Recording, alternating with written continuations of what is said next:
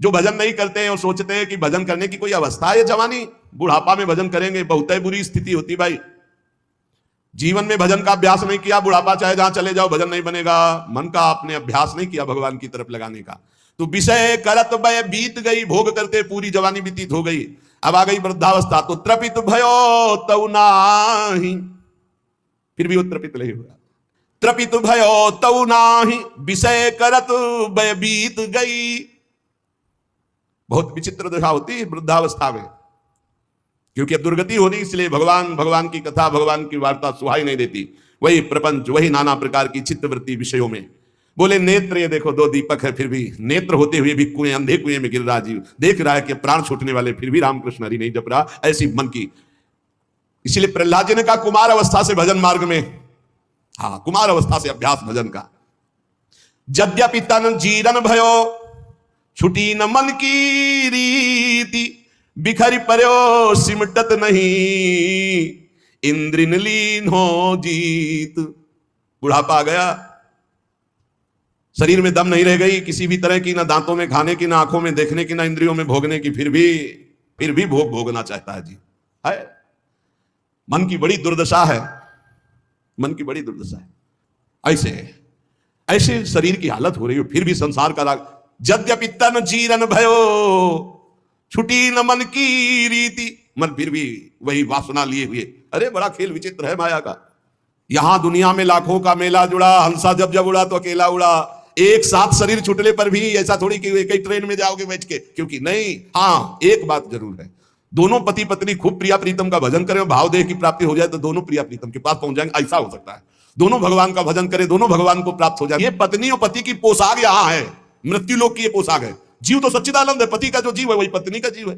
उसमें थोड़ी स्त्रीलिंग पुरलिंग है, जीवात्मा में थोड़ी पुल्लिंग है कि ये स्त्री है पुरुष है। ये तो पोशाक है भाई नाटक की, इस जगत नाटक की स्त्री पुरुष पोशाक है। और जब नाटक से पीछे अपने स्वरूप में गए तो दोनों परमात्मा स्वरूप है। परमात्मा स्वरूप तो फिर भी उसमें नहीं होगा कि गठबंधन 7 जन्म वाला। अरे छोड़ो ये सब दुनिया की प्रपंच, यहां आए हो भगवान का भजन करके अपने कर्तव्य का पालन करने के लिए। ये जन्म जन्म तक का साथ जो है केवल हरि से है और किसी से नहीं। वही अभिज्ञात सखा पुरंजनोपाख्यान पढ़ के देख लेना श्रीमद् भागवत में। बोले यद्यपि तन जीरन भयो, छुटी न मन की। भगवान का भजन करने के लिए निकले हैं तो अपनी वासनाओं की पूर्ति की बात नहीं। यद्यपि तन जीरन भयो, शरीर तो बुढ़ापे की तरफ जा रहा है, लेकिन छुटी न मन की रीति, वही बातें वही। अरे भाई तभी तो फिर भगवान अवस्था में दंड देते हैं। नहीं वृद्धावस्था में तो सब बखेड़े छोड़ के खूब भजन करे, बहुत कष्ट भोगना पड़ता है। अवश्य में भोक्तव्यम कृतम कर्म शुभाशुभम, भजन कर ले। जीवन का सार भजन है भाई, मान ले। शरीर अभी है कल नहीं रहेगा, संबंध भी है कल नहीं रहेंगे, बिल्कुल बेपर्द यहां से जाना पड़ेगा, कोई पर्दा नहीं रह जाएगा, ना संबंध का, ना धन का, ना वैभव का, ना मित्रता का, और ये शरीर भी हटा लिया जाएगा। तुझे अकेले जाना है, इसलिए मन को इंद्रियों को समझा बुझा के प्रभु के चरणों में लगाओ। ध्रुवदास जी कह रहे हैं जब प्रभु के चरणों में मन लगाने की तरफ हम बढ़ते हैं तो अपने में श्रेष्ठता आ जाती है और दूसरों की निंदा शुरू कर देते हैं। तो पर निंदा के किए थे आवत नहीं कछु हाथ, मूर्ख पर्वत पाप को ले चलो अपने साथ। ये दूसरे की निंदा करने का मतलब है उसके जीवन भर के पापों को अपने माथे पे लादना। पर निंदा करना, पर निंदा सुनना दूसरे के पापों, ये अपने ही नहीं भोगे जा रहे हैं, काहे को दूसरे के लाद रहे हो। अगर तुम्हारी कोई निंदा करता है तो तुम मुस्कुराओ, तुम्हारे को जो दंड मिलने वाले हैं उनका नाश वो कर रहा है। लेकिन तुम किसी की निंदा मत करो, ना सुनो। अपनी प्रशंसा अपने मुंह से करना, दूसरे की निंदा सुनना बराबर है। अपनी प्रशंसा न करे, दूसरे की निंदा न सुने, और दूसरे की निंदा करने की तो बात ही नहीं भक्त के हृदय में आनी चाहिए। और भक्तन निंदा अति बुरी, भूली करो जिन कोई, किए सुकृत सब जन्म के छिन में डारत खोए। भक्तों की निंदा तो भूल के मत करना, नहीं तो अनेक जन्मों के सुकृत पुण्य सब नष्ट हो जाएंगे।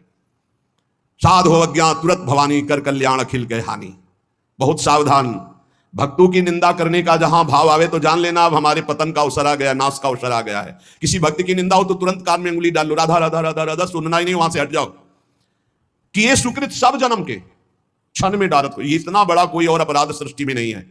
अपराध करोगे तो उसका दंड मिलेगा, लेकिन भक्तों की निंदा, भक्त द्रोह, गुरु द्रोह, ये सब सुकृत नष्ट कर देता है। बहुत सावधानी रखे जीवन में उपासक। मत्सर क्रोध भर्यो रहे, अरु सहाय अभिमान, बिनु पावक जरिबो करे महामूढ़ अज्ञान। मत्सरता, ईर्ष्या, ये ईर्ष्या बहुत जलाती है, बहुत जलाती है। बिना आग के जलते रहते हैं ईर्ष्यालु लोग, कल्पना कर करके। मत्सर और क्रोध, जिनके नाक में गुस्सा भरा रहता है, और साथ में सहायता अभिमान की, जैसे आग और फूस और हवा, फिर क्या कहना है। ऐसे ही मत्सरता, क्रोध और अभिमान, तो बोले बिना आग लगाए वो आदमी जलता रहेगा, अपने आप जलता रहेगा, उसका हृदय जलता रहेगा। इसलिए उपासक मत्सरता, ईर्ष्या का त्याग करे, क्रोध का त्याग करे, अभिमान का त्याग करे, और निरंतर नाम जप करते हुए अपने जीवन को भगवान के चरणों तक पहुंचा दे। इस जीवन का परम लाभ भगवत प्राप्ति है। हंसी मजाक, बहुत बातें, नाना प्रकार के विषय भोग, यही सब हमें भुलावे में डालकर हमारे समय को नष्ट करते हैं। इसलिए सावधान, अपने जीवन को भगवत प्राप्ति के सुदृढ़ मार्ग में चलाओ और इसी जन्म में निहाल हो जाओ। आनंद स्वरूप अपनी आत्मा का अनुभव करो, या आनंद स्वरूप अपने परमात्मा का साक्षात्कार करो। जैसे भाव हो वैसे ही प्रभु का अनुभव होता है।